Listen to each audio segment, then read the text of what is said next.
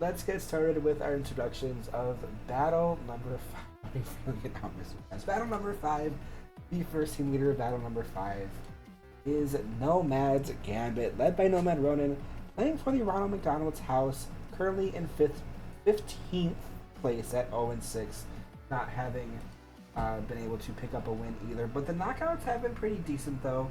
Not great, but this is a team that has been steadily improving.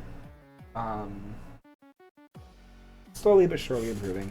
The Oyamon of this team being a Blaziken at 3-3 and the King Gambit at 0-1.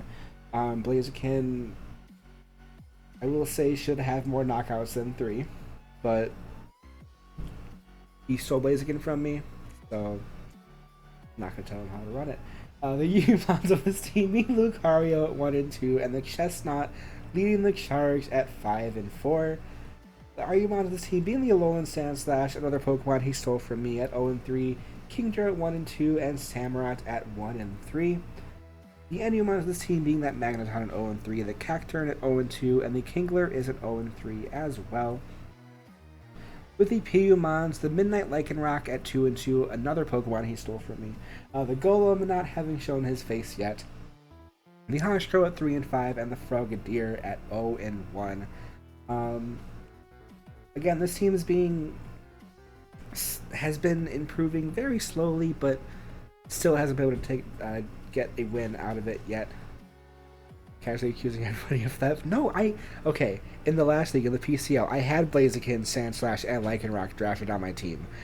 So that's why I'm saying he stole them from me, because I had those 3 Pokemon, and I was thinking of bringing them back this season. But he was the first draft pick, so he stole them from me. The opponents, though, for this week of the Nomad's Gambit is the dabbing Dratinis, led by Nightmare Enterprises, playing for the Habitat for Humanity, currently at 4th place at 4-2. Has been just really strong. The 2 losses being against the Goldangos, and I don't remember what else, but definitely the loss against Goldango was, just like me, an unfortunate move choice at the end when they should have won, but they did not. Yes, so one of my favorite logos. I absolutely love it. The Oyumons of this team being the future Paradox bonds of the Iron Moth and the Iron Valiant at 6-2 and 6-4. You didn't want to say this, but you had no plans at all of using Goldango until someone else in Discord said something about him, so you stole. Oh my gosh. I mean, I'm pretty sure the Goldenrod Goldangos was going to take him. I'm pretty sure that was going to be Mars's Pokemon, so either way, still a terrifying Pokemon. But the Yumons of this team being the Skarmory at 2-2 and the Gastrodon at 1-1. The Argumons of the Shandor at 1-1. The Ditto surprisingly hasn't not shown up yet. I do know how good that Ditto can potentially be. And the Sharpedo, the Baby Shark at 10-3, leading this team with the knockouts. That Speed Boost Shark, just fantastic. The Enumons, none of them have shown up quite yet. The Xatu, the Ninjask, or the Rotom. But we have seen the Piyumons make an appearance as well. The Dugtrio at 5-2, the Gothitelle at 1-1, the 2 Arena Trap / Shadow Tag Pokemon. The Absol not getting a knockout, but able to get the baton passes into the Shark for the Baby Shark to sweep, and the Pincurchin there to set up the terrain. I didn't want to put this bio, but Night made me, so I did. It's just like the sample text or something from Google, right? I don't remember exactly what it was, but it was like the sample text of something. Yeah, sample text for Visual Pro. Yeah. I didn't know exactly what it was, but I was like, I don't know what that says. I don't wanna type it because I don't know what it means. But then Knight was like, don't worry, it's just sample text. I'm like, oh, okay. So let's see the starting lineups of these 2 teams. Oh, also, Knight, but before stream ends, you can get me your new bio, message me your new bio just so I have it when I'm updating stats. Anyway, let's see the starting lineups of these 2 teams. Nomad's Gambit with the Fire Chicken, the Blaziken. We also see the Cacturn coming back, the Samurott, the Frogadier, the Golem, King Kronk making his first appearance of this league, and the Honchkrow. Does anyone remember Kronk from the PCL? I do. I remember Kronk. Kronk was one of the memes. I miss Kronk. Anyway, you see from the Dabbing Dratinis, the two Paradox Mons with the Pincurchin set up, the Iron Valiant and the Iron Moth. We also see the Skarmory coming back, the Doug Trio, and the Baby Shark all coming back. I am excited to see Kronk. I'm excited to see Golem make his appearance again.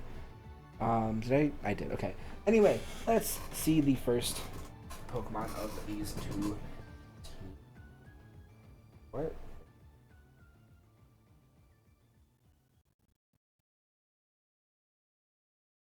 Oh, right, okay. Anyway, let's start this battle. Battle number 5. We see the Golem being led from the Nomad's Gambit, with the Skarmory then being led from the Dabbing Dratinis. The Stealth Rock being immediately set up by the Skarmory, and the Substitute being set up from the Golem. Interesting. The Body Press, though, does break the Substitute from the Skarmory, with the Golem then going for a Stealth Rock of his own. Another Body Press comes through, does some good damage, but doesn't take down the Golem with the Gyro Ball. Of course, the Gyro Ball being a resistant hit, and the Rocky Helmet doing a little bit of chip damage as well. Golem then switches into the Fire Chicken with a Body Press coming through, doing a big chunk of damage here with the Fire Punch, not able to take down the Skarmory. Rocky Helmet damage will come through though with another Body Press, able to take down the Blaziken. Honchkrow then comes in, takes some damage from the Stealth Rocks, with a Roost coming through from the Skarmory. Psychic though, of course, Psychic being a resistant hit, and the Skarmory switches into Electric Avenue, the Pincurchin, setting up the Electric Train with the Honchkrow switching out into the Samurott. Samurott then switches right back into the Golem, being terrified of the Electric type there, with the Toxic Spikes getting set up from the Pincurchin. Pincurchin switches right back into the Skarmory, of course Skarmory taking a little bit of rock damage with the Heavy Slam, of course, another resistant hit, and the Rocky Helmet's going to do a little bit more damage. The immediate switch back into the Samurott from the Golem, getting poison from the layer of Toxic Spikes, with another layer of Roost getting set up from the Skarmory. The Skarmory is now at max HP. Body Press comes through to the Samurott, and the Rocky Helmet damage with the Surf coming through almost takes down the Skarmory, but it doesn't quite do the trick. But another Roost is able to connect with another Surf. The Surf does not take down the Skarmory again. Samurott getting so low, but not quite enough. Another Roost is able to take the Skarmory back up to over half the HP with an X-Scissor.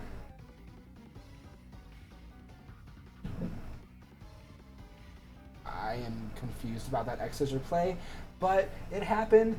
The Skarmory going for another Roost. And the Honchkrow going for a Rest. Doesn't have the Resto Chesto Berry though. The Skarmory going back out into that Pincurchin.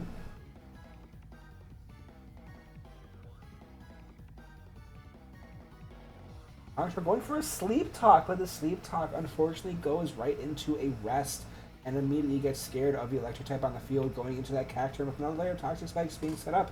The Cacturn, though, is Heavy Duty Boots apparently, doesn't take any Stealth Rock or poison damage, with the Skarmory switching into a place and struggling to keep up. The Body Press comes through, nearly takes down the Cacturn, though, with the Cacturn going for a Destiny Bonds. If he outsped, that would have been huge, but since he did not outspeed, the Skarmory is able to work around it. The Dark Pulse does a lot of damage, though, but not quite enough to take down the Skarmory. With another Roost then coming through from that Skarmory. Another Dark Pulse then connecting, doing some pretty good damage, but the Skarmory does outspeed. The Body Press is able to connect and take down the Cacturn. Honchkrow comes back out. He is taking a nap on the field, though.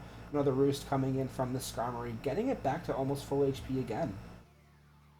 Honchkrow just taking a little nap on the field. Doesn't go for a Sleep Talk, though, interestingly. Body Press comes through, being a neutral hit. The Honchkrow does wake up and goes for a Sleep Talk this turn. But it fails because he woke up and the body press is able to take down that Honchkrow. Golem coming back, getting the toxic poison. Getting toxic poison. And the immediate switch into the Frogadier. Frogadier is going to get toxic poisoned as well. And the body press is going to connect. Not quite take on the Frogadier though. And the Rock Slide. The Rock Slide is going to be a neutral hit and changes typing to a rock and does some decent damage, but it is not enough. The body press now being super effective against this Frogadier, and the Frogadier falling to the Skarmory, and Golem coming back out. Golem not looking so hot here. The body press taking down the Golem with the Diving Dratinis as the winners of this battle. Interesting choices from the Nomad's Gambit this time around.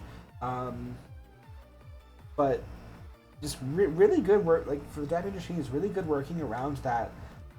Just everything, working around everything. Getting that Skarmory constantly roosted to keep it at full HP was just fantastic there.